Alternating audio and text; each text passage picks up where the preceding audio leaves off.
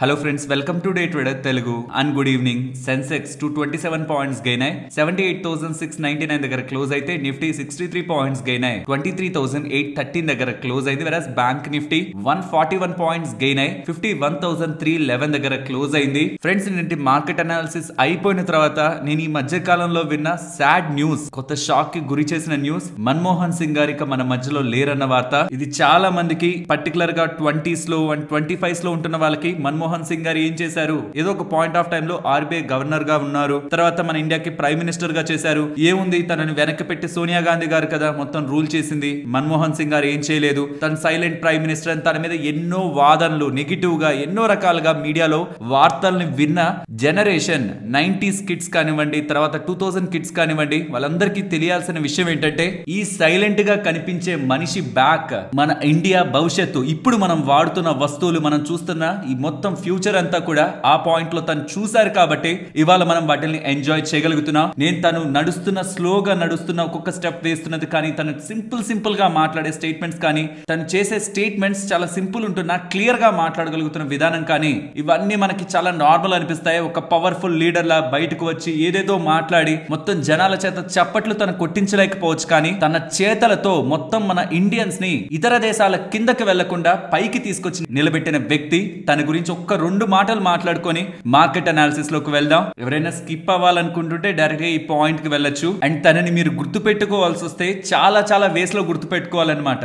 మనం కేవలం 1991 లో తను తీసుకొచ్చిన LPG liberalisation, privatisation and globalisation related గానే తనని చూస్తారు, కానీ ఆర్బీఐ రిలేటెడ్ గా, బ్యాంక్స్ రిలేటెడ్ గా, ఎకానమీ రిలేటెడ్ గా అండ్ గవర్నమెంట్ బాండ్స్ రిలేటెడ్ గా యాడ్ హాక్ ఉంటున్న మెకానిజం ని, లైసెన్స్ రాజ్ ని, మోస్ట్ ఆఫ్ ద థింగ్స్ మన ఇండియాలో అవి మార్చకపోయింటే ఇంకొక 10-20 సంవత్సరాలు వెనక్కి వెళ్లేవాళ్ళు అన్న వాటి రిలేటెడ్ గా తను కానివ్వండి, ఆ పాయింట్ లో ఉంటున్న ప్రైమ్ మినిస్టర్ పివి నరసింహారావు గారు కానివ్వండి, వాళ్ళు వేసిన బాటలోనే నెక్స్ట్ 10-20 ఇయర్స్ మన ఇండియా స్ట్రాంగ్ గా ఎదిగిందని చెప్పడంలో ఏ ఒక్క ఎకానమీ రిలేటెడ్ గా, హిస్టరీ రిలేటెడ్ గా కొంచెం నాలెడ్జ్ ఉన్న పర్సన్ కూడా ఒక్క స్టెప్ కూడా వెనక్కి వేరు. ఇక్కడ మనం పార్టీల గురించి ఆలోచించాల్సింది ఏం లేదు. అది కాంగ్రెస్ బీజేపీయా ఇంకేదైనా పార్టీ అనేది పక్కన పెడితే, పార్టీలకు అతీతంగా కొంతమంది పర్సన్స్ ని ప్రజలు అభిమానిస్తారు. అందులో ఏపీజే అబ్దుల్ కలాం గారు ఉంటారు, మన్మోహన్ సింగ్ గారు ఉంటారు, అండ్ ఇంకా చాలా మంది వరుసలో ఉంటారు. అండ్ ఆ ఎల్పిజి రూల్స్ అంటే జనరల్ గా మీరు చాలా దగ్గరలో వినే ఉంటారు. లిబరలైజేషన్ అంటే ఏంటి, గ్లోబలైజేషన్ అంటే ఏంటి, ప్రైవేటైజేషన్ అంటే ఏంటి అనేది. బట్ ఆ పాయింట్ లో ఉంటున్న థీమ్ ఏంటంటే,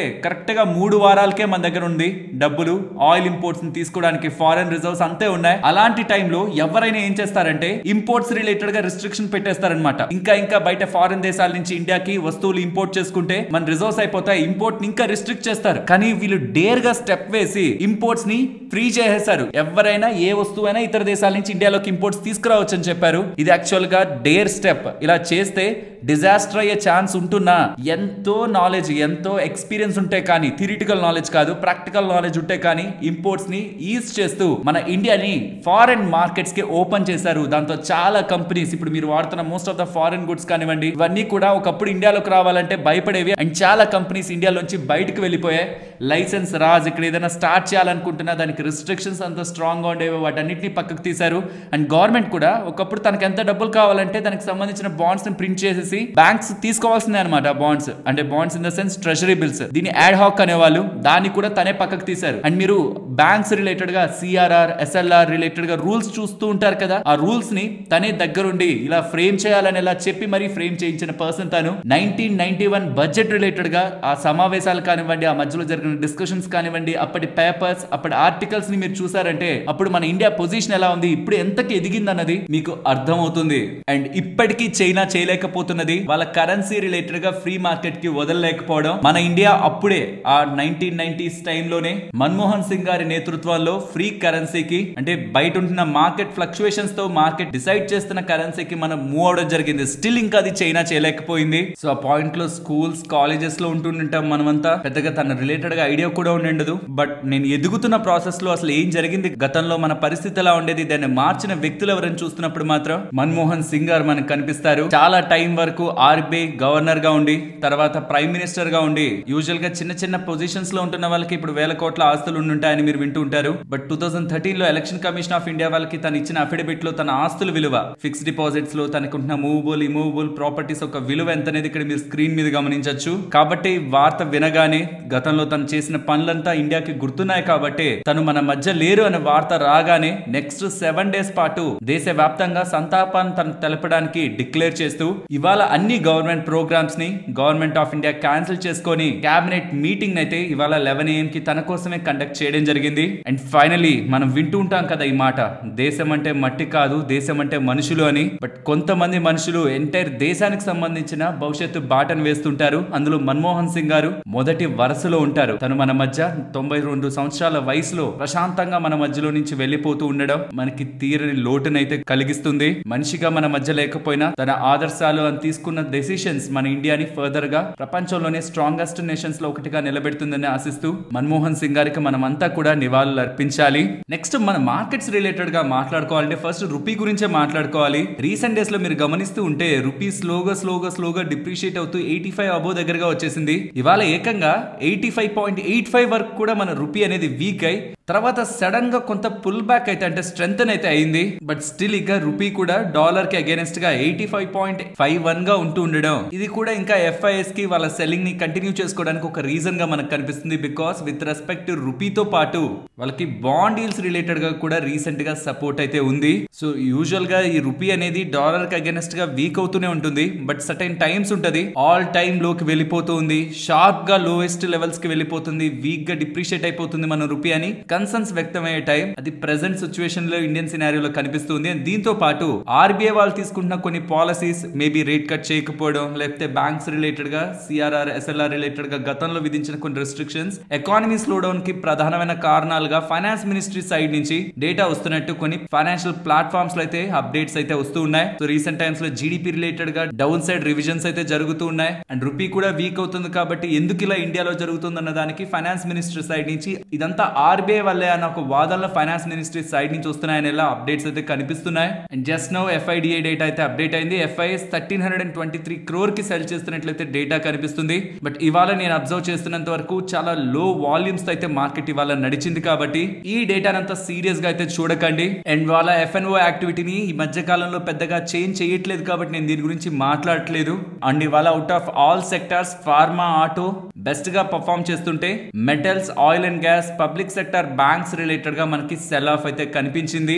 బట్ ఈ రీసెంట్ డేస్ లో మనకి ఎప్పుడు కూడా మార్కెట్ 800 అబోవ్ క్లోజ్ అవ్వలేదు. ఇవాళ 800 అబోవ్ క్లోజ్ అయింది. బట్ పాయింట్ ఏంటంటే రీసెంట్ టైమ్స్ లో మీరు గమనిస్తే most of the resistance arise అయిందంతా కూడా ఇక్కడ ఒక లైన్ గీస్తున్నాను చూడండి. 23rd, 24th అండ్ 26th ఈ 3 రోజులు కూడా 3 టాప్స్ మనకి ఫామ్ అయింది. 23,860, 850 ఆ జోన్ లో. ఇవాళ కూడా మీరు గమనిస్తే ఆ జోన్ బిలో రాగానే మళ్ళీ అబోవ్ వచ్చే ప్రయత్నంలో ఎగ్జాక్ట్ గా అదే మళ్ళీ రెసిస్టెన్స్ గా ఫేస్ చేసి డౌన్ సైడ్ కి వచ్చి వాళ్ళ మార్కెట్ క్లోజ్ అవుతున్న విధానం రీసెంట్ డేస్ లో ఎలా అయితే ఫస్ట్ మార్కెట్ పెరగడం మళ్ళీ కూల్ ఆఫ్ అయిపోవడం జరుగుతూ వచ్చిందో ఇవాళ పెరగడం కొంత ఎక్కువ పెరిగింది. బట్ కూల్ ఆఫ్ అవడం తర్వాత పెరిగే ప్రయత్నంలో రెసిస్టెన్స్ కూడా ప్రీవియస్ గా ఉంటున్న లెవెల్స్ దగ్గర నుంచే మార్కెట్ లో కనిపించింది కాబట్టి అండ్ ఇవాళ మార్కెట్ లో వాల్యూమ్స్ మీద రన్ అయిందనేది ఇందాకే చెప్పాను కాబట్టి ఇవాళ కూడా నాకు మార్కెట్ లో స్ట్రెంగ్త్ అయితే కనిపించలేదు. ఓపెనింగ్ బానే చేస్తున్నది. లాస్ట్ 4 ట్రేడింగ్ సెషన్స్ ఇవాళతో కలుపుకొని మొత్తాన్ని చూసారంటే ఓపెనింగ్ బాగుంటుంది. బట్ లేటర్ వస్తున్న సెల్ ఆఫ్ అండ్ నెక్స్ట్ వస్తున్న ప్రయత్నం ఏదైతే బయింగ్ ఇంట్రెస్ట్ ఏదైతే కనిపిస్తుందో అది రేంజ్ బౌండ్ గా మిగిలిపోతూ మళ్ళీ ఇంకొక cell of end of the session లో కనిపిస్తూ వచ్చింది. అది లాస్ట్ 4 సెషన్స్ ఇంక్లూడింగ్ ఈ ట్రేడింగ్ సెషన్స్ తో కలుపుకుంటే అదే మనకు కనిపిస్తుంది. కాబట్టి for the short term FIS selling and rupee ఇంకా వీక్ అవుతూ ఉండడం అండ్ మార్కెట్ కూడా ఎవ్రీ హై తర్వాత వస్తున్న సెల్ ఆఫ్ తర్వాత రికవరీలో పెద్దగా స్ట్రెంగ్త్ చూపించకపోతూ ఉండడం, ప్యారలల్ గా small caps and mid caps లో కూడా రీసెంట్ టైమ్స్ లో వీక్నెస్ కనిపిస్తూ ఉండడం ఇవన్నీ కూడా టెంపరీగా మన మార్కెట్స్ కన్సాలిడేషన్ ఫేజ్ లో కానీ లిటిల్ కరెక్షన్ ఫేజ్ లో కానీ ఉన్నాయని ఎలా మనకి ఇండికేషన్ అయితే ఆఫ్టర్ ఈ రీసెంట్ వన్ డైరెక్షనల్ ఫాల్ తర్వాత అయితే క్రియేట్ చేస్తుంది. ఇది ఓవరాల్ మార్కెట్ రిలేటెడ్ గా ఉంటున్న data. Next RBI meeting related గా కొంత ఎక్కువ ఎక్స్పెక్టేషన్స్ అయితే పెట్టుకొని ఉన్నాను. బికాస్ ఫైనాన్స్ మినిస్ట్రీ వాళ్ళు కూడా RBI సైడ్ నుంచే చూపిస్తూ ఉండడం RBI వల్ల ఇలా ఉంది లేకపోతే ఇంకా బెటర్ గా ఉండేదేమో అనేలా అక్కడి నుంచి అప్డేట్స్ వస్తున్నాయనేలా టైమ్స్ నెట్వర్క్ వాళ్ళు అప్డేట్స్ చేస్తూ ఉండడం అండ్ రీసెంట్ టైమ్స్ లో వాళ్ళ GDP ఫోర్కాస్ట్ నిన్నటి వీడియోలో చెప్పాను కదా RBI వాళ్ళ GDP ఫోర్కాస్ట్ ని కూడా తగ్గించారని. సో ఇవన్నీ కూడా నెక్స్ట్ కమింగ్ టైమ్స్ లో రేట్ కట్స్ RBI దగ్గర నుంచి వస్తాయనేలా ఎక్స్పెక్టేషన్స్ బిల్డ్ చేసుకోవచ్చు అనేలా డేటాలా నాకు కనిపిస్తుంది. దీంతో పాటు మన నెంబర్స్ కానీ రిజల్ట్స్ కానీ ఏ మాత్రం కొంత పాజిటివ్ సైడ్ సర్ప్రైజ్ చేస్తున్న ఈ క్వార్టర్ లో అది మన ఇండియన్ ఈక్విటీస్ రిలేటెడ్ గా టర్న్ అరౌండ్ ఫ్యాక్టర్ గా అయితే మారుతుంది. నేను ఈ రెండింటి పరంగా అయితే వెయిట్ చేస్తున్నాను. అది ప్రాబబ్లీ FIS డైరెక్షన్ ని కూడా మారుస్తుంది కాబట్టి let's wait and see. Friends ఇలా మార్కెట్ లో ఉంటున్న ఎంటైర్ డేటాను అనాలిసిస్ చేస్తూ వీడియోని ఇలా మీ ముందుకు తీసుకురావడానికి మేము పెట్టిన ఎఫర్ట్స్ మీకు వాల్యుబుల్ గా అనిపిస్తూ ఉంటే మన వీడియోని తప్పకుండా లైక్ చేయండి. ఫస్ట్ మధ్య తరగతి వాళ్ళ రిలేటెడ్ గా ఒక శుభవార్త అయితే కనిపిస్తుంది. ఎంతలా కేంద్ర ప్రభుత్వం వాళ్ళు ప్రకటిస్తారనే దాన్ని బట్టి అది భారీ శుభవార్తనా నార్మల్ శుభవార్తనా అర్థమవుతుంది. February 1st మనకి బడ్జెట్ మీటింగ్ ఉంది కదా, ఆ బడ్జెట్ మీటింగ్ లో మోస్ట్లీ 15 లక్షల వరకు సంపాదించే వాళ్ళు మిడిల్ క్లాస్ కేటగిరీలోనే ఉంటారు కాబట్టి వీళ్ళందరికీ కూడా ఇప్పటి వరకు కడుతున్న ట్యాక్స్ ని భారీగా తగ్గించడమా లేకపోతే దాని రిలేటెడ్ గా చేంజెస్ చేయడమా చేసి వాళ్ళు కడుతున్న ట్యాక్స్ ని తగ్గించాలనే ప్రయత్నం ప్రెసెంట్ గవర్నమెంట్ ఆఫ్ ఇండియా చేస్తూ ఉందని ఇది బడ్జెట్ లో మనకు అప్డేట్ అవుతుందనేలా మల్టిపుల్ ఫైనాన్షియల్ ప్లాట్ఫామ్స్, ఒకటి కాదు, జీ వాళ్ళకి సంబంధించి times of India, Hindustan times, even live mint, NDTV, ఇలా చాలా ఫైనాన్షియల్ ప్లాట్ఫామ్స్ లో మనకైతే అప్డేట్స్ కనిపిస్తున్నాయి. ఇది నిజంగానే జరిగిందంటే మాత్రం మిడిల్ క్లాస్ కు ఒక మంచి ఊరటనైతే ఇస్తుంది. రీసెంట్ టైమ్స్ లో మనం గమనిస్తున్నాం పాప్కార్న్ రిలేటెడ్ గా కానీ వేరే వాటి రిలేటెడ్ గా కానీ గవర్నమెంట్ ట్యాక్స్ వేస్తుంది అనడం సోషల్ మీడియా మొత్తం వేదికగా దీని రిలేటెడ్ గా నిరసనలు వస్తూ ఉండేసరికి చాలా వాటిపైన గవర్నమెంట్ వెనక్కి అయితే తగ్గింది. రీసెంట్ గా క్యారమిల్ పాప్కార్న్ పై 18% జీఎస్టీ వేస్తారనేలా వస్తున్న అప్డేట్స్ తర్వాత మొత్తం సోషల్ మీడియా అంతా నిరసనలు వస్తూ ఉండడం లేదు. క్యారమిల్ పాప్కార్న్ పై కూడా థియేటర్లో అమ్ముతున్న వాటిపై 5% జీఎస్టీని ఉంచుతామని 18% నుంచి 5% జీఎస్టీకి అయితే తగ్గించడం జరిగింది. బట్ క్వశ్చన్ అంతా వీళ్ళు ఎంత జీఎస్టీ వేసినా థియేటర్స్ లో ఎక్కడ దాన్ని తగ్గించరు, దాని ప్రైజులను అలానే ఉంచుతారు. ఇంకా వీళ్ళైతే పెంచుతారేమో 18% చేస్తే, కానీ టైం టు టైం టికెట్ ధరల కంటే థియేటర్ లో ఈ పాప్కార్న్ ధరలే ఎక్కువ పెరుగుతూ ఉంటాయి. బట్ సోషల్ మీడియా వేదికగా పాప్కార్న్ పై కూడా జీఎస్టీ, అది కూడా 5%, 12%, 18%, మూడు కేటగిరీలు ఏంటి, ఆ క్యారమిల్ పాప్కార్న్ పై 18% ఏంటి అని వస్తున్న నిరసనలకి గవర్నమెంట్ వెనక్కి తగ్గి 5% జీఎస్టీకే ఉంచుతామని చెప్పారు కదా. అలాగే మిడిల్ క్లాస్ రిలేటెడ్ గా టాక్సుల భారం ఎక్కువ ఉందని ఎప్పటి నుంచో ఉంటున్న నిరసనలు కూడా ప్రెసెంట్ కేంద్ర ప్రభుత్వం మైండ్ లో పెట్టుకొని ఈసారి బడ్జెట్ లో దీని రిలేటెడ్ గా డెసిషన్ తీసుకోబోతున్నారనేలా అప్డేట్స్ కనిపిస్తూ ఉండడం డెఫినెట్లీ మిడిల్ క్లాస్ వాళ్ళంతా కూడా ఈసారి బడ్జెట్ ని చాలా కీన్ గా గమనిస్తారు. నాకు తెలిసి ఇలానే కరెక్ట్ గా బడ్జెట్ కి ముందు మిడిల్ క్లాస్ కి ఏదో జరగబోతుంది అనేలా ప్రతిసారి వినిపిస్తూ ఉంటుంది. బట్ తీరా బడ్జెట్ వచ్చేసరికి అది కనిపించదు. ఈసారి అలాంటివి ఏమైనా ఉంటాయని చూడాలి. బట్ నేను జనరల్ గా ఫాలో అయ్యే లాజిక్ ఏంటంటే ఈ బడ్జెట్స్ రిలేటెడ్ గా అది మిడిల్ క్లాస్ కైనా సరే, పూర్ అయినా సరే, ఇంకెవరికైనా సరే ప్రజల్ని ఉద్దేశించి వాళ్ళకి లాభదాయకంగా ఉండాలి, వాళ్ళంతా మనల్ని మంచి వాళ్ళుగా అనుకోవాలనుకుని ఏ ప్రభుత్వం అయినా సరే కరెక్ట్ గా ఎన్నికలు వచ్చే ఆ బడ్జెట్ లోనే అలాంటి డెసిషన్స్ ని తీసుకుంటాయి. ఇక ఎన్నికలు ఉంటున్నాయి అంటే అప్పుడు ఆ డెసిషన్ తీసుకుంటే ప్రజలందరూ ఆ మద్దతుని ఓట్ల రూపంలో మారుస్తారు కాబట్టి. కానీ ఇప్పుడే ఎన్నికలు దగ్గరలో ఏం లేవు కాబట్టి ఇలాంటి డెసిషన్స్ ఇప్పుడే తీసుకుంటారా? ఇప్పుడే తీసుకుంటే మాత్రం డైరెక్ట్ గా ప్రజల గురించి ఆలోచిస్తున్నట్టు లేదు. ఇంకా టైం తీసుకొని కరెక్ట్ గా ఎన్నికల ముందే తీసుకుంటే మాత్రం అది ఓట్ల కోసం చేస్తున్నట్టు. మీ ఒపీనియన్ చెప్పండి. February 1st కేంద్ర ప్రభుత్వం ప్రవేశపెట్టబోతున్న బడ్జెట్ లో ట్యాక్స్ రిలేటెడ్ గా మధ్యతరగతి వాళ్ళకి రిలీఫ్ ఉంటుందా, లాభం ఉంటుందా అన్నది మీ ఒపీనియన్. గతంలో మీరు బడ్జెట్స్ ని ఎక్స్పెక్ట్ చేసి వెయిట్ చేసి చూసుంటారు కదా, అలా మీకున్న ఒపీనియన్ ని కామెంట్ సెక్షన్ లో చెప్పండి. నెక్స్ట్ ఇవాళ ఆల్మోస్ట్ 5 IPOs దగ్గరగా లిస్ట్ అయ్యాయి. అందులో హైయెస్ట్ లిస్టింగ్ గెయిన్స్ పరంగా చూస్తే మమతా మిషనరీ ఆల్మోస్ట్ 147% దగ్గరగా లిస్టింగ్ గెయిన్స్ తో లిస్ట్ అయింది. 243 దగ్గరగా దాని IPO ప్రైస్, 600 దగ్గరగా లిస్టింగ్ మనకు కనిపించింది. సెకండ్ ప్లేస్ లో డామ్ క్యాపిటల్ IPO 283, లిస్టింగ్ 393, అంటే సుమారుగా 39% లిస్టింగ్ గెయిన్స్. థర్డ్ ప్లేస్ లో ట్రాన్స్ రైల్ లైటనింగ్ ఉంటుంది, ఆల్మోస్ట్ 36% లిస్టింగ్ గెయిన్స్. తర్వాత Sanatan textiles almost 31% listing gains తో లిస్ట్ అవుతుంటే finally Concord Enviro 18% listing gains తో అయితే లిస్ట్ అయింది. But after listing Mamata machinery 147% listing gains అనుకున్నామా, అది అక్కడి నుంచి పెరుగుతూ 159 కి. డామ్ క్యాపిటల్ 39% అనుకున్నామా, అది అక్కడి నుంచి పెరుగుతూ 46% కి. ట్రాన్స్ రైల్ మాత్రం 36% దగ్గరగా లిస్ట్ అయింది, కాస్త అక్కడి నుంచి పడుతూ 28% లిస్టింగ్ డే గెయిన్స్ తోను. సనాతన్ టెక్స్టైల్స్ 31% లిస్టింగ్ గెయిన్స్ నుంచి 21% లిస్టింగ్ గెయిన్స్ కి డ్రాప్ అయింది. Finally Concord enviro almost 18% listing gains, సుమారుగా అక్కడే ఇవాళ ఎండ్ అయింది. ఇవి ఇవాళ వచ్చి లిస్ట్ అయిన 4 IPOs. ఇందులో మీరు ఏ IPOs ని అప్లై చేశారు, మీకు ఏవి అలాట్ అయ్యాయి, అండ్ మోస్ట్ ఇంపార్టెంట్ అలాట్ అయ్యాక స్టిల్ హోల్డ్ చేస్తున్నారా అనేది కామెంట్ సెక్షన్ లో చెప్పండి. నెక్స్ట్ గ్రీవ్స్ కాటన్ గురించి మాట్లాడుకోవాలి. రీసెంట్ టైమ్స్ లో వీళ్ళ అండర్ లో ఉంటున్న ఎలక్ట్రిక్ వెహికల్ బిజినెస్ ని సెపరేట్ లిస్టిటీగా స్టాక్ మార్కెట్ లో లిస్ట్ చేస్తారనేలా అప్డేట్స్ మనకు కనిపించాయి కదా. దీని రిలేటెడ్ గా వాళ్ళ ఏ కంపెనీ అయితే మార్కెట్ లోకి వస్తుందో ఎలక్ట్రిక్ వెహికల్ బిజినెస్ చేస్తున్న కంపెనీ అది DRHP ని ఫైల్ చేస్తుండడం, అందులో మీరు గమనిస్తే షేర్ హోల్డర్ రిజర్వేషన్ అనేది 10% దగ్గరగా ఇస్తున్నట్లయితే అప్డేట్స్ చేస్తున్నారు. గతంలోనే చాలా సార్లు మనం పేరెంట్ కంపెనీ షేర్ ఒక్క షేర్ మన దగ్గర ఉంటున్నా కమింగ్ టైమ్స్ లో దాని అండర్ లో నుంచి వచ్చే ఏ ఏ కంపెనీ రిలేటెడ్ గా అయినా మనం ఐపీఓకి పార్టిసిపేట్ చేయొచ్చు అని అనుకున్నాం కదా. సో చాలా టైం బ్యాక్ నుంచి ఐపీఓ డిస్కషన్ ఉంది. ఆల్రెడీ ఎవరైనా కొని పెట్టుకున్నా ఓకే, లేదన్నా ఒక్క షేర్ ఒక 280 రూపాయలు నాది కాదు, లేదు 300 రూపాయలు అనుకుందాం యావరేజ్ గా, అది నాది కాదు. అక్కడి నుంచి 10% 20% పడినా 30 రూపాయలు లేకపోతే 60 రూపాయలు లేకపోతే 100 రూపాయలు నేను నష్టపోయినా నాకేం పెద్ద ఇంపాక్ట్ ఉండదు. అంటే ఫర్ ద రిస్క్ ప్రొఫైల్ నేను చెప్తున్నాను. ఒక్క స్టాక్ కొంటున్నా, అది ఎంత పడినా నాకేం సంబంధం లేదు. దాని అండర్లో నుంచి వచ్చే ఐపీఓ, ఎలక్ట్రిక్ వెహికల్ ఐపీఓ, నేను షేర్ హోల్డర్ కేటగిరీలో ఈ 10% రిజర్వేషన్ లో అప్లై చేయాలనుకుంటున్నాను అని అనుకుంటే ఆర్హెచ్పి ఫైల్ చేసే లోపు, డిఆర్హెచ్పి ఫైల్ చేశారు, ఆర్హెచ్పి ఫైల్ చేసే లోపు ఆ ఒక్క షేర్ మీ డిమాట్ అకౌంట్ లో ఉందంటే దాన్ని ఎలిజిబుల్ అవుతారు. కాబట్టి నేనైతే ఈ పర్టికులర్ ఐపీఓలో అప్లై చేయాలంటే ఒక్క షేర్ ని నా డిమాట్ అకౌంట్ లో ఉంచుకోవడానికి అయితే ప్రయత్నిస్తాను, గ్రీవ్స్ కాటన్ ని. బికాస్ దాని అండర్లో నుంచి వచ్చే ఐపీఓ ఎలక్ట్రిక్ వెహికల్ దాంట్లో షేర్ హోల్డర్ కేటగిరీ ఉంది కాబట్టి ఒక్క షేర్ సరిపోతుంది. మళ్ళీ లక్షలు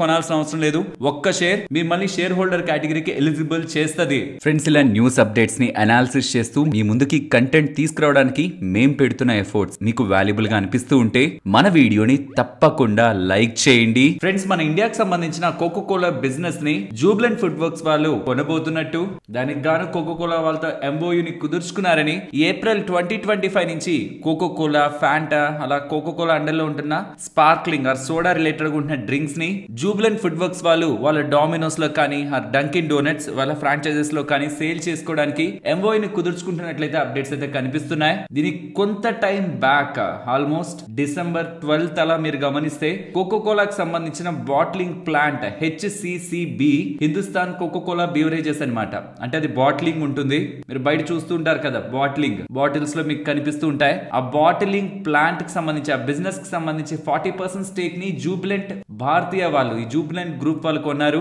ఇప్పుడు డైరెక్ట్ గా జూబ్లెంట్ ఫుడ్ వర్క్స్ వాళ్ళు కోకో కోలాకి సంబంధించిన స్పార్క్లింగ్ బీవరేజెస్, సోడాతో ఉంటున్న బీవరేజెస్, అంటే మనకి ఎక్కడెక్కడైతే ఈ కోకో కోలాలో కానీ ఫ్యాంటాలో కానీ సోడా ఉంటుంది కదా, నార్మల్ వాటర్ కాదు కదా, వాటికి సంబంధించిన బిజినెస్ తో వీళ్ళు ఎంఓయూని కుదుర్చుకొని వీళ్ళు అక్రాస్ ద ఫ్రాంచైజెస్ లో వీటిని సేల్ చేయడానికి ఒప్పందం కుదుర్చుకున్నారని చెప్తూ ఉండడం. వీళ్ళు ఎలాగో ఈ పిజ్జాల్ని అండ్ డంకిన్ డోనట్స్ లో అదర్ ప్రొడక్ట్స్ ని సేల్ చేస్తారు. దానికి కాంబినేషన్ గా ఖచ్చితంగా డ్రింక్స్ ఎక్కువ మంది తాగుతూ ఉంటారు కాబట్టి దీని రిలేటెడ్ గా కూడా వీళ్ళకి ఒప్పందం అనేది కమింగ్ టైమ్స్ లో మార్జిన్స్ ని బెటర్ చేస్తున్నది నా అభిప్రాయం. అంటే ఎలాగో వెళ్లే ప్రొడక్టే, ఎలాగో సేల్ చేసే ప్రొడక్టే, అన్లెస్ మనందరికి కూడా హెల్త్ అవేర్నెస్ పెరిగి డ్రింక్ నేను తాగను పెద్దగా అనుకుంటే తప్పించి. బట్ నాకు తెలిసి చాలా మంది ఇలాంటి ప్లేసెస్ కి వెళ్లే వాళ్ళు హెల్త్ నేమ్ పెద్ద పట్టించుకుంటారు కాబట్టి డ్రింక్ ను కూడా ఆటోమేటిక్ గా వీటికి యాడ్ చేసి తీసుకుంటారు. లెట్స్ సీ కమింగ్ టైమ్స్ లో ఈ డీల్ కారణంగా వీళ్ళ మార్జిన్స్ ఎలా ఇంప్రూవ్ అవుతాయని. బట్ ఇది ఇప్పుడల్లా మనకి తెలియదు. ఏప్రిల్ 2025 తర్వాత నుంచే ఇది అమల్లోకి వస్తుంది కాబట్టి ఆ తర్వాత 6 months కానీ మనకి దీని ఇంపాక్ట్ ఎలా ఉంటుంది నెంబర్స్ లో అనేది అర్థం కాదు. కాబట్టి ఆఫ్టర్ ఈ బిగ్ అప్డేట్ కూడా స్టాక్ పెద్దగా రియాక్ట్ అవ్వలేదు.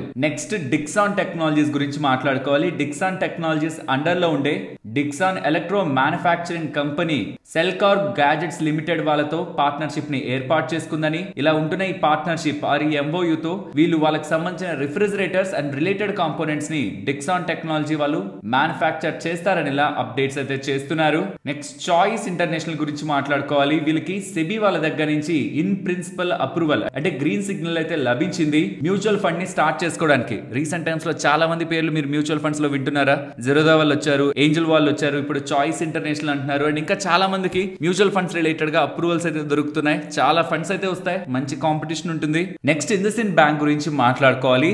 బట్ ఈ అప్డేట్ మాట్లాడే ముందు మీకు ఈ చిన్న ప్రాసెస్ ని చెప్తాను, మైండ్ లో ఉంచుకోండి. యూజువల్ గా ఏదైనా బ్యాంక్ అప్పు ఇచ్చింది, ఆ సకాలంలో అప్పు తిరిగి రాలేదు, అదే నాన్ పర్ఫార్మింగ్ అసెట్ కిందకి వెళ్ళిపోతుంది. అది ప్రావిజనింగ్ కూడా చేసేస్తుంది బ్యాంక్. సో మేము అప్పులు ఇచ్చాం, అది సకాలంలో మేము కలెక్ట్ చేసుకోలేకపోయాం, అది నాన్ పర్ఫార్మింగ్ అసెట్ అయిపోయింది కాబట్టి దీనికి ఇంత డబ్బులు మేము మా లాభాల్లోంచి పక్కన పెట్టేస్తున్నాం అనేది మనకి ప్రావిజన్ రూపంలో కూడా చెప్పేస్తారు. కానీ దాని తర్వాత ఏమవుతుంది మరి? ఆ అసెట్స్ అంటే వాళ్ళు ఇచ్చిన లోన్స్ వాళ్ళకి తిరిగి రాకపోతూ ఉండడం, బ్యాంక్ కు లోన్ ఇవ్వడమే కదా అసెట్, దాని ద్వారానే కదా రిటర్న్ జనరేట్ చేసుకుంటుంది. మరి ఆ లోన్స్ ని తిరిగి రాని లోన్స్ కి ప్రావిజనింగ్ చేసేసి మరి ఆ మిగతా లోన్స్ ని ఏం చేస్తుంటారు? డబ్బులు తిరిగి రాని లోన్స్ అన్నిటిని ఏం చేస్తుంటారు? అసెట్ రీకన్స్ట్రక్షన్ కంపెనీకి అమ్మేస్తారనమాట.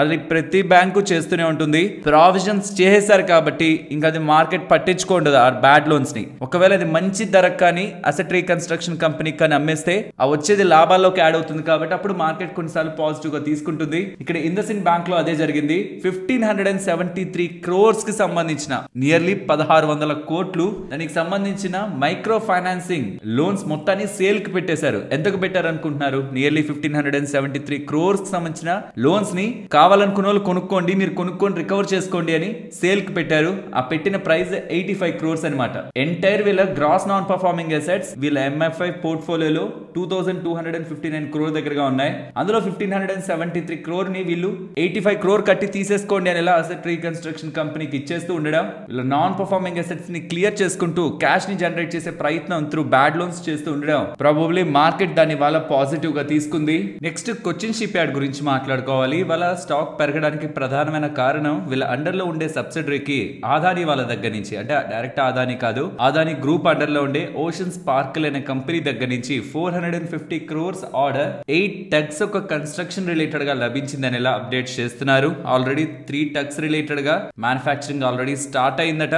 ఈ 8 టగ్స్ తో కలుపుకుంటే నియర్లీ 11 టగ్స్ రిలేటెడ్ గా వీళ్ళు ప్రొడక్షన్ ని డిసెంబర్ 2026 లో స్టార్ట్ చేసి ఆగస్టు 2028 కి ఇది కంప్లీట్ చేస్తారని కొచ్చిన్ షిప్ యార్డ్ వాళ్ళ ఎక్స్చేంజెస్ కి అప్డేట్ చేశారు. ఇలా వస్తున్న ఆర్డర్ తో వీళ్ళ టోటల్ ఆర్డర్ బ్యాక్లాగ్ 22,000 crores కు వెళ్తుంది. అండ్ ఆర్డర్ పైప్ లైన్ సుమారుగా 7,820 crores కు వెళ్తుంది. ఏంటి టగ్స్ అంటున్నారు, హార్బర్ టగ్స్ అంటున్నారు, ఇది మీకు స్క్రీన్ మీద పెడుతున్నాను. హార్బర్ టగ్స్ అంటే ఎలా ఉంటాయన్నది ఒక ఐడియా కోసం. నెక్స్ట్ మ్యాక్స్ ఎస్టేట్స్ గురించి మాట్లాడుకోవాలి. FY25 కి సంబంధించిన ప్రీ సేల్స్ 5,000 crore మార్క్ ని వీళ్ళు క్రాస్ చేశారని, నోయిడాలో 128 ప్రాజెక్ట్ ఫేజ్ 2 ప్రాజెక్ట్ లో లాంచ్ చేసిన విత్ ఇన్ 1 వీక్ లోనే 845 crore వాల్యూ బుకింగ్ వాల్యూని వీళ్ళు అచీవ్ చేసినట్టు, ఎంటైర్ FY25 గైడెన్స్ ని 9 months లోనే కంప్లీట్ చేసి క్రాస్ చేసి ఇక హయ్యర్ గ్రోత్ రిలేటెడ్ గా మా సేల్స్ ని ఇంకా ఫర్దర్ గా పెంచుకుంటున్నాం అనేలా వీళ్ళ బిజినెస్ పరంగా వీళ్ళు చేస్తున్న ఈ పాజిటివ్ అప్డేట్స్ తో ఆఫ్టర్ ఈ ఎక్స్చేంజెస్ కి వెళ్తున్న డాక్యుమెంట్ స్టాక్ ప్రైస్ పరంగా సడన్ మూవ్ ని తీసుకొస్తూ సుమారుగా క్లోజింగ్ నాటికి 3% దగ్గరగా లాభాలతో ఇవాళ డేలో మనకి కనిపించింది. నెక్స్ట్ NTPC గ్రీన్ గురించి మాట్లాడుకోవాలి. ఫ్రెండ్స్, ఈ నెల స్టార్టింగ్ లో మీకు గుర్తుంటే NTPC గ్రీన్ లో ఎవరైనా కొనాలనుకుంటున్నా, ఎవరైనా మిస్ అయ్యారు, బాగా పెరిగిపోతుంది, 140-150 కి వెళ్ళిపోతుంది, ఎప్పుడు కొనాలని ఒకవేళ థాట్ ఉంటే డిసెంబర్ 26th ఫోకస్ చేయండి.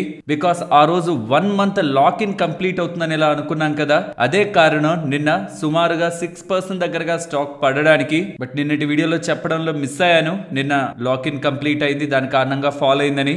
అండ్ ఇవాళ పెరిగింది కదా, దీనికి కారణం నిన్న మార్కెట్ క్లోజ్ అయిన తర్వాత NTPC గ్రీన్ ఎనర్జీ వాళ్ళు ఎక్స్చేంజెస్ తో చెప్తున్నది వీళ్ళ గుజరాత్ లో 200 megawatt solar PV project related గా ప్లాన్స్ చేస్తున్నారని అప్డేట్ చేశారు కదా. Out of the 200 megawatt solar PV project 37.5 megawatt కెపాసిటీని వీళ్ళు కమెన్స్ చేస్తున్నారని, అంటే దాంట్లోంచి కమర్షియల్ ప్రొడక్షన్ స్టార్ట్ చేస్తున్నారని ఎక్స్చేంజెస్ కి అయితే అప్డేట్ చేశారు. సో నిన్న పడడానికి కారణం ఆ 1 month లాక్ ఇన్ కంప్లీట్ అవడం, ఇవాళ పెరగడానికి కారణం ఇక్కడ మీకు స్క్రీన్ మీద కనిపిస్తున్న అప్డేట్. నెక్స్ట్ పవర్ మెక్ ప్రాజెక్ట్స్ గురించి మాట్లాడుకోవాలి. ఇది సుమారుగా 8,000 crore మార్కెట్ క్యాపిటల్ ఉంటున్న కంపెనీ. వీళ్ళకి JPVL వాళ్ళ దగ్గర నుంచి, జయప్రకాష్ పవర్ వెంచర్స్ లిమిటెడ్ వాళ్ళ దగ్గర నుంచి 186 crores విలువ చేసే కాంట్రాక్ట్, పవర్ కాంట్రాక్ట్ లభించిందని ఎక్స్చేంజెస్ కి అప్డేట్ చేస్తున్నారు. దేని రిలేటెడ్ గా ఈ power contract 2 sets of 660 megawatt thermal super thermal power plant Madhya Pradesh లో ఉంటున్న దాని రిలేటెడ్ గా field operation and maintenance services related గా వీళ్ళకి ఆర్డర్ లభించినట్లు పవర్ మెక్ వాళ్ళైతే చెప్తున్నారు. సో క్లియర్ కదా, ఇది ఆపరేషన్స్ అండ్ మెయింటెనెన్స్ రిలేటెడ్ గా లభించిన ఆర్డర్. నెక్స్ట్ ఈ 2025 కి యాక్సిస్ సెక్యూరిటీస్ వాళ్ళు ఏ కంపెనీస్ బాగా పెరుగుతాయి అనుకుంటున్నారు అన్న కంపెనీస్ ఒక లిస్ట్ మీకు స్క్రీన్ మీద కనిపిస్తూ ఉంటుంది. ఇందులో telecom companies, cement companies, stationery companies, real estate, pharma and health care, pharma space లో సిప్లా, హెల్త్ కేర్ స్పేస్ లో Fortis health care, financing space నుంచి, బ్యాంకింగ్ స్పేస్ నుంచి వాచెస్ అండ్ ఈ లగ్జరీ ఐటమ్స్ ని సెల్ చేసే వాటి రిలేటెడ్ గా, అండ్ ఒక టెలికాం స్టాక్ లో వాళ్ళ ఎయిర్టెల్ స్టాక్ ని కూడా పెడుతూ ఈ ఎంటైర్ పోర్ట్ఫోలియో లిస్ట్ అయితే ఇస్తున్నారు. ఇక్కడ నుంచి కొంత టైం బ్యాక్ ఎలారా వాళ్ళు ఇండియన్ డిఫెన్స్ సెక్టార్ రిలేటెడ్ గా వచ్చిన ఫాల్ ఉందా, ఆ ఫాల్ మోస్ట్లీ ఇక్కడతో పెద్దగా కిందకి ఉండకపోవచ్చు, బట్ స్టోరీ డిఫెన్స్ స్టోరీ అలానే ఉంది కాబట్టి ఇక్కడ నుంచి డిఫెన్స్ స్టాక్స్ బాగా పెరుగుతాయని వాళ్ళు ఒక నోట్ ని రిలీజ్ చేశారా. ఇప్పుడు యాంటిక్ వాళ్ళు కూడా Indian defence sector growth story intact గానే ఉంది, ఎప్పుడు పడుతున్నా కొనాల్సిన స్టాక్ ఇవి. బయాన్ డిప్స్ లో వెళ్ళండి అనేలా యాంటిక్ వాళ్ళు డిఫెన్స్ స్టోరీ మీద కవరేజ్ అయితే రన్ చేశారు. బట్ అన్ని స్టాక్స్ కి వీళ్ళు ఒకే రకంగా ప్రాధాన్యత ఇచ్చినట్లయితే మనకు అనిపించదు. లైక్ ఎగ్జాంపుల్స్ హాల్ తీసుకోండి, HAL తీసుకోండి, హిందుస్థాన్ ఏరోనాటిక్స్ లిమిటెడ్ నియర్లీ 4,200 దగ్గరగా ఉంది, టార్గెట్ 5,900 అని చెప్తున్నారు. సో ఫర్ ద బెటర్మెంట్ ఇక్కడ 4,000 అనుకోని ఇది 6,000 అనుకుంటే సుమారుగా 50%, అంటే బిలో 50%, 45 to 50% ఇది పెరుగుతుంది నెక్స్ట్ కమింగ్ టైమ్స్ లో వీళ్ళ ఎక్స్పెక్టేషన్స్ కదా FY27 లోపు. అండ్ బిఈఎల్ రిలేటెడ్ గా చూస్తే ఎంత పర్సెంట్ అప్ సైడ్ వీళ్ళు ఎక్స్పెక్ట్ చేస్తున్నారని, ఇది 300 అనుకోని టార్గెట్ ప్రైస్ ఎంత ఇస్తున్నారు 373. సో అక్కడ చూస్తే నియర్లీ 20-25% ఇన్ బిట్వీన్ వాళ్ళు బిఈఎల్ లో గ్రోత్ ని కమింగ్ టైమ్స్ లో ఎక్స్పెక్ట్ చేస్తున్నట్టు. వేరాజ్ మెజగాన్ డాక్స్ లోను కూడా ఆల్రెడీ స్టాక్ రీసెంట్ టైమ్స్ లో మిగిలిన డిఫెన్స్ కంటే బాగా రన్ అప్ అవడం వల్ల ఉంటున్న దగ్గర నుంచి దగ్గరగా 10-15% వీళ్ళు టార్గెట్ ఎక్స్పెక్ట్ చేస్తున్నారు. వేరాజ్ భారత్ డైనమిక్స్ లిమిటెడ్ అక్కడ కూడా మీకు పెద్దగా 12-13% కి మించి వాళ్ళు అక్కడ ఎక్కువ ఎక్స్పెక్ట్ చేయట్లేదు. సేమ్ కొచ్చిన్ షిప్ యార్డ్ లోను అంతే, గార్డెన్ రీచ్ షిప్ బిల్డర్స్ లోను అంతే.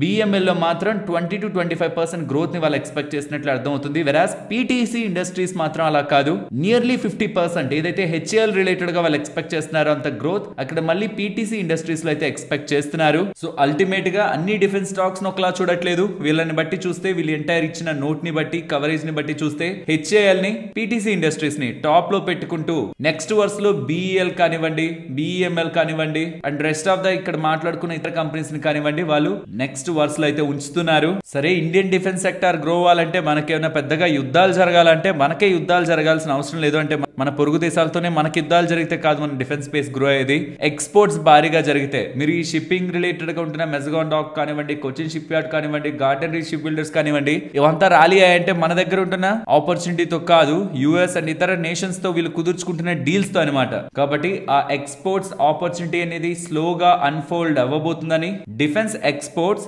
లాస్ట్ 10 years లో అంటే FY2014 నుంచి FY2024 లో ఎన్ని రెట్లు పెరిగాయని చెప్తున్నారో తెలుసా?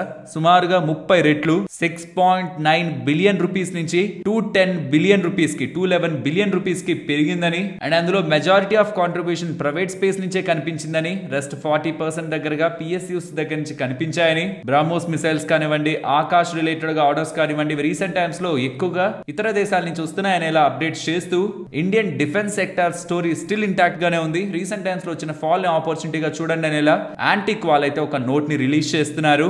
మీలో ఎవరైనా డిఫెన్స్ స్టాక్స్ ని వాళ్ళ మీ పోర్ట్ఫోలియోలో హోల్డ్ చేస్తుంటే ఏ స్టాక్ హోల్డ్ చేస్తున్నారు అండ్ ఏ ప్రైస్ లో నుంచి హోల్డ్ చేస్తున్నారు అనేది చెప్పండి. బికాస్ నాకు తెలిసి చాలా మంది రీసెంట్ టైమ్స్ లో డిఫెన్స్ స్పేస్ లో వచ్చిన కరెక్షన్ తో మోస్ట్లీ డిఫెన్స్ స్పేస్ నుంచి బయటకు వెళ్ళి ఉంటారు. లేదు మీరు స్టిల్ డిఫెన్స్ స్టాక్స్ ని హోల్డ్ చేస్తుంటే అది నష్టపోయి హోల్డ్ చేస్తున్నారా, ఏదో రికవర్ అయ్యాక బయటకు వద్దామని, లేదు స్టోరీ రిలేటెడ్ గా స్ట్రాంగ్ కన్విక్షన్ ఉండి హోల్డ్ చేస్తున్నారా? కాబట్టి బై ప్రైస్ కూడా అడిగాను, వీలైతే కామెంట్ సెక్షన్ లో చెప్పండి. నెక్స్ట్ నిఫ్టీ లాగే bank Nifty support and resistance. Nifty వాళ్ళ స్ట్రాంగ్ గా పెరిగాక ఫాలో అవుతున్న పాయింట్ లో ఈ జోన్ దగ్గర కన్సాలిడేట్ అయింది కదా, సపోర్ట్ గా కానివ్వండి అండ్ బ్రేక్ అయిన తర్వాత మళ్ళీ రెసిస్టెన్స్ గా కానివ్వండి, ఈ లెవెల్ ఇంపార్టెంట్. ఇఫ్ ఈ లెవెల్ అబౌవ్ మార్కెట్ ఫర్దర్ గా వస్తుంటే again 23,900 and above 23,950 to 970 important resistance గా గమనించవచ్చు. ఒకవేళ ఫాలో అవుతుంటే గతంలో తీసుకున్న ఇంపార్టెంట్ రెసిస్టెన్స్ ఇప్పుడు సపోర్ట్ అవుతుంది 23,760 అండ్ అబిలో 23,690. And coming to bank Nifty ఇవాళ ఉంటున్న ఈ సపోర్ట్ 51,250 దగ్గర మల్టిపుల్ టైమ్ సపోర్ట్ తీసుకుందా, ఇది బ్రేక్ అయితే 50,970 అబౌవ్ వస్తున్నప్పుడు 51,540 అబౌవ్ 51,880.